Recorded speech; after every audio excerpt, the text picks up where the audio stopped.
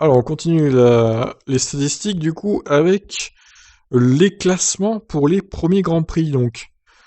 On a un top 3. En gros, là, Giuseppe Farina, pour son premier Grand Prix, bah, il a gagné la course. Voilà, c'est ça que ça veut dire. Tout comme Johnny Parsons et Giancarlo Baghetti. Tous les trois, leur première course, bah, ils l'ont remporté tout simplement. Ça, c'est une belle performance, incroyable. Alboreto, pour sa première course, a été deuxième, ce qui est bien aussi. Jacques Villeneuve, deuxième également, pour sa première course, tout comme Kevin Magnussen hein, sur la McLaren, on s'en souvient. Il avait fait une deuxième place. Hamilton, pour sa première course en Australie 2007 sur la McLaren, il avait fini troisième, donc sur le podium. Jolie performance aussi pour l'anglais, même si la McLaren à l'époque était très performante, hein, on va pas se mentir. Mike Hawthorne, quatrième donc pour sa première course, belle performance. Bon voilà, au fait, il y en a pas énormément hein, qui ont fait une grande performance pour leur première course, que seulement 3 ont gagné pour leur première course. Sur l'ensemble des pilotes de F1, c'est pas énorme pour le coup. Quelques deuxièmes places également et quelques troisièmes places. Mais franchement, globalement... Alors, Kimi Räikkönen et Prost, d'ailleurs, ont fait sixième pour leur première course, tout comme Jackie Stewart. Phil Hill fait septième pour sa première course. Nico Rosberg, pour sa première course sur la Williams en 2006, va réaliser la septième position, tout comme Sébastien Bourdet sur la Toro Rosso, le français. Une course un peu folle d'ailleurs, Australie 2008, c'était n'importe quoi, mais c'était pas mal quand même. Je crois même il y a eu plein d'abandons et tout.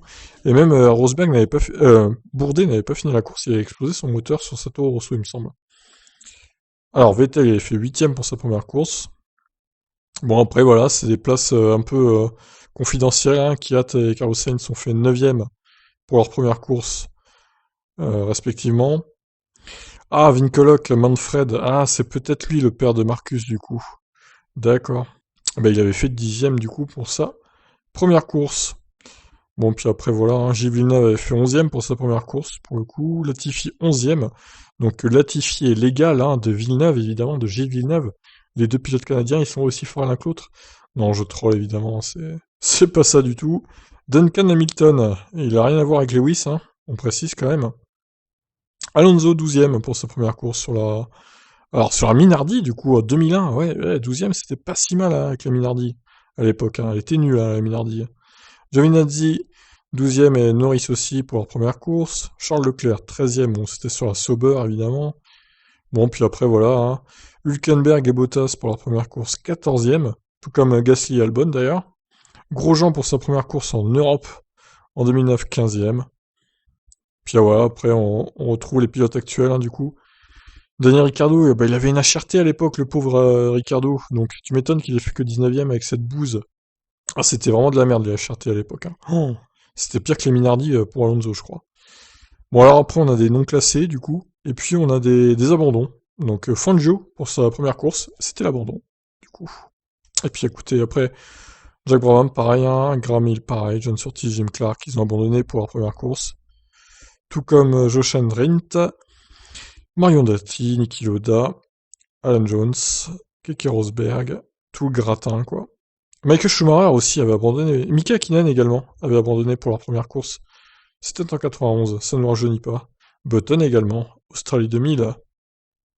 Max Verstappen aussi, Australie 2015. Lance Stroll, Australie 2017. Et Perez.